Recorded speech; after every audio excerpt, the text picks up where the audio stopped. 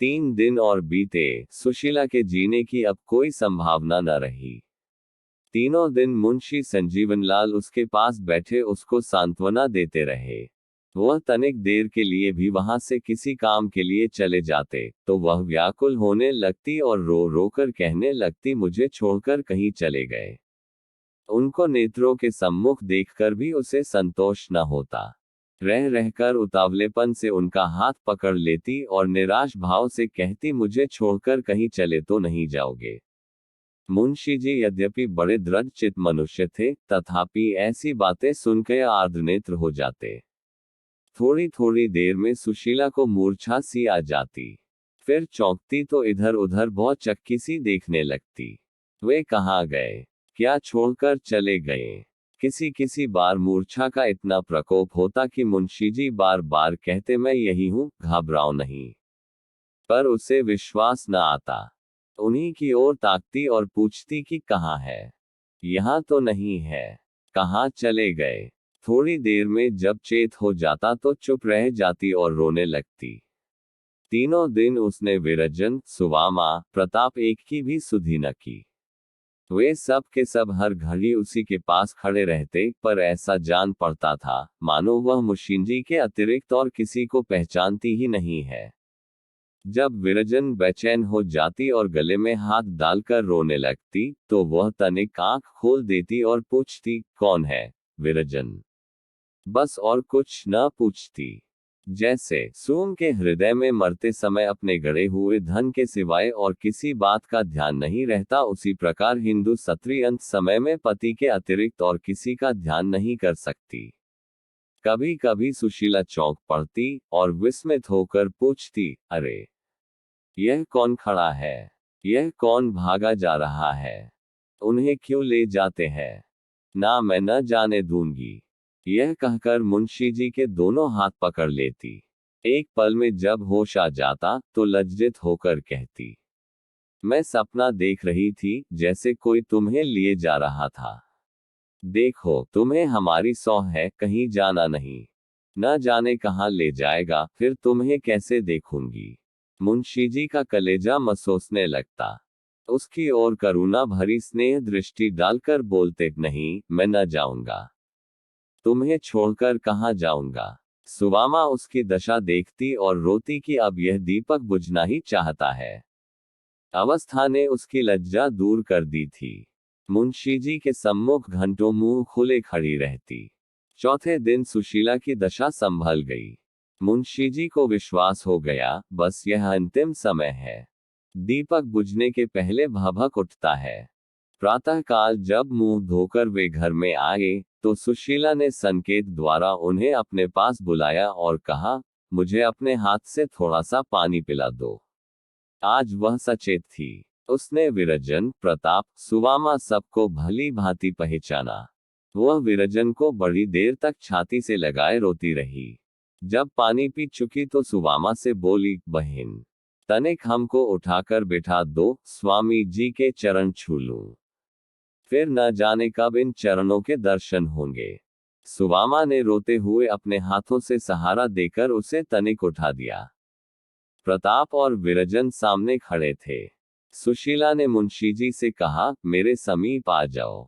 मुंशी जी प्रेम और करुणा से विह्वल होकर उसके गले से लिपट गए और गदगद स्वर में बोले, घबराओ नहीं, ईश्वर चाहेगा तो तुम अच्छी हो जाओगी। सुशीला ने निराश भाव से कहा, हो, आज अच्छी हो जाऊंगी। जरा अपना पैर बढ़ा दो, मैं माथे लगा लूं। मुंशी जी हिचकिचाते रहे। सुवामा रोते हुए बोली, पैर बढ़ा दीजिए, इनकी इच्छा पूरी हो जाए। तब मुंशी जी ने चरण बढ़ा दिए। सुशीला ने उन्हें दोनों हाथों में पकड़कर कई बार चूमा। फिर उन पर हाथ रखकर रोने लगी। थोड़े ही देर में दोनों चरण उष्ण जल कणों से भीग गए। पतिव्रता स्त्री ने प्रेम के मोती पति के चरणों पर निछुआ कर दिए। जब आवाज संभली तो उसने विरजन का एक हाथ थामकर मुंशी जी के हाथ में दिया और अति मंद स्वर में कहा, स्वामी जी, आपके संग बहुत दिन रही और जीवन का परम सुख भोगा। अब प्रेम का नाता टूटता है। अब मैं पल भर की और अतिथि हूँ। प्यारी विरजन को तुम्हें सौंप जाती हूँ। मेरा यही चिह्रण है, इस पर सदा दया दृष्टि रखना।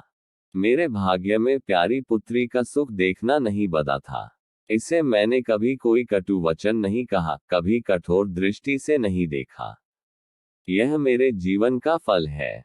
ईश्वर के लिए तुम इसकी ओर से बेसुध न हो जाना। यह कहते कहते हिचकियां बंध गईं और मूर्छा सी आ गई। जब कुछ अवकाश हुआ तो उसने सुवामा के सम्मुख हाथ जोड़े और रोकर कहा, बहन विरजन तुम्हारे समर्पण है, तुम ही उसकी माता हो। लल्लू प्यारे, ईश्वर करे तुम जुग जुग जियो। अपनी विरजन को भूलना मत। यह तुम्हारी दीना और मातृहीना बहन है। तुम में उसके प्राण बसते हैं। उसे रुलाना मत, उसे कुढ़ाना मत, उसे कभी कठोर वचन मत कहना, उससे कभी न रूठना, उसकी ओर से बेसुध न होना, नहीं तो वह रो रो कर प्राण दे देगी। उसके भाग्य में न जाने क्या बदा है, पर तुम उसे अपनी सगी बहन समझकर सदा ढाढ़स देते रहना।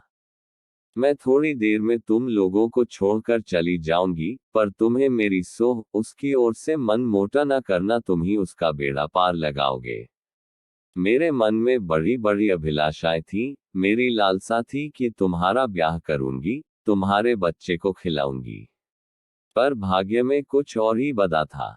यह कहते कहते वह फिर अचेत हो गई। सारा घर रो रहा था। महरिया महाराज ने सब उसकी प्रशंसा कर रही थी कि स्त्री नहीं, देवी थी। रधिया ने कहा, इतने दिन टहल करते हुए, पर कभी कठोर वचन न कहा। तब महरजीन बोली, हमको बेटी की भांति मानती थी। भोजन कैसा ही बना दूं, पर कभी नाराज नहीं हुई। जब बातें करती, मुस्करा के। महाराज जब आते तो उन्हें जरूर सीधा दिलवाती थी। सब इसी प्रकार की बातें कर रहे थे। दोपहर का समय हुआ। महाराजन ने भोजन बनाया, परंतु खाता कौन। बहुत हट करने पर मुंशीजी गए और नाम करके चले आए। प्रताप चौके पर गया भी नहीं। विरजन और सुवामा को गले लगाती, कभी प्रताप को चूमती और कभी अपनी बीती कह कहकर रोती। तीसरे पहर उसने सब नौकरों को बुलाया और उनसे अपराध क्षमा कराया। जब वे सब चले गए तब सुशीला ने सुवामा से कहा, बहन प्यास बहुत लगती है, उनसे कह दो अपने हाथ से थोड़ा सा पानी पिला दे। मुंशीजी पानी लाए। सुशीला ने कठिनता से एक घूंट पानी कंठ से नीचे उतारा और ऐसा प्रतीत हुआ मानो किसी ने उसे अमृत पिला दिया हो। उसका मुख उज्जवल हो गया, आंखों में जल भर आया। पति के गले में हाथ डालकर बोली, मैं ऐसी भाग्यशालिनी हूं कि तुम्हारी गोद में मरती हूं। यह कहकर वह चुप हो गई, मानो कोई बात कहना ही चाहती है, पर संकोच से नहीं कहती। थोड़ी देर पश्चात उसने फिर मुंशीजी का हाथ पकड़ लिया और कहा, यदि तुमसे कुछ मांगू तो दोगे। मुंशीजी ने विस्मित होकर कहा, तुम्हारे लिए मांगने की आवश्यकता है? नी संकोच कहो। तुम मेरी बात कभी नहीं टालते थे, मरते दम तक कभी न टालूंगा। डर लगता है कहीं न मानो तो तुम्हारी बात, और मैं न मानूं, मैं तुमको न छोड़ूंगी। एक बात बतला दो सिल्ली, सुशीला मर जाएगी तो उसे भूल जाओगे। ऐसी बात न कहो, देखो विरजन रोती है। बतलाओ, मुझे भूलोगे तो नहीं? कभी नहीं। सुशीला ने अपने सूखे कपोल मुशीनजी के अधरों पर रख दिए और दोनों बाहें उनके गले में डाल दी। फिर विरजन को निकट बुलाकर धीरे धीरे समझाने लगी, देखो बेटी, लालाजी का कहना हर घड़ी मानना, उनकी सेवा मन लगाकर करना। ग्रह का सारा भार अब तुम्हारे ही माथे है, अब तुम्हें कौन संभाल लेगा। यह कहकर उसने स्वामी की ओर करुणापूर्ण नेत्रों से देखा और कहा, मैं अपने मन की बात नहीं कहने पाई, जी डूबा जाता है। मुंशीजी ने कहा, तुम व्यर्थ असमंजस में पड़ी हो। तुम मेरे हो कि नहीं? मैं तुम्हारा और आमरण तुम्हारा हूं। ऐसा ना हो कि तुम मुझे भूल जाओ और जो वस्तु मेरी थी वह अन्य के हाथ में चली जाए। सुशीला ने विरजन को फिर बुलाया और उसे वह छाती से लगाना ही चाहती थी कि मूर्छित हो गई। विरजन और प्रताप रोने लगे। मुंशीजी ने कांपते हुए सुशीला के हृदय पर हाथ रखा। सांस धीरे धीरे चल रही थी।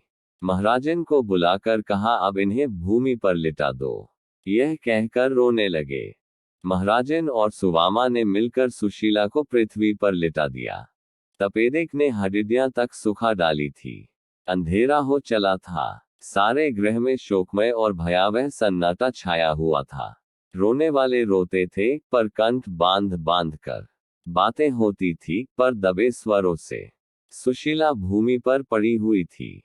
वह सुकुमार अंग जो कभी माता के अंग में पला, कभी प्रेमांक में प्रौढ़ा, कभी फूलों की सेज पर सोया, इस समय भूमि पर पड़ा हुआ था। अभी तक नाड़ी मंद मंद गति से चल रही थी। मुंशी जी शोक और निराशांत में मग्न उसके सिर की ओर बैठे हुए थे। अकस्मात उसने सिर उठाया और दोनों हाथों से मुंशी जी का चरण पकड़ लिया। प्राण उड़ गए। दोनों कर उनके चरण का मंडल बांधे ही रहे। यह उसके जीवन की अंतिम क्रिया थी। रोने वालों, रो, क्योंकि तुम रोने के अतिरिक्त कर ही क्या सकते हो। तुम्हें इस समय कोई कितनी ही सांत्वना दे, पर तुम्हारे नेत्र अश्रु प्रवाह को न रोक सकेंगे। रोना तुम्हारा कर्तव्य है। जीवन में रोने के अवसर कदाचित मिलते हैं। क्या इस समय तुम्हारे नेत्र शुष्क हो जाएंगे? आंसुओं के तार बंधे हुए थे। सिसकियों के शब्द आ रहे थे कि महाराजन दीपक जलाकर घर में लाए। थोड़ी देर पहले सुशीला के जीवन का दीपक बुझ चुका था। सुशीला की मृत्यु, प्रेमचंद की कहानियां।